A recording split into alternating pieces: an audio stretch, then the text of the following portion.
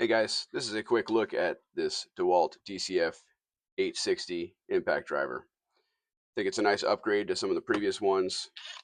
It's got better lighting overall. For instance, here is the 845. You can see they've tripled the lighting. They're about the same color, same power individual LEDs. There's just more of them on the 860. It's got push button instead of a physical switch. The collet looks to be about the same on both. Form factor, the 860 is just a little, it's hard to tell on the camera, but it's a little shorter.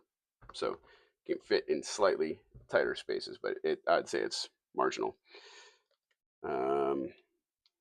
Comfort wise, they're the same. Trigger wise, still very sensitive trigger. Switching is easy.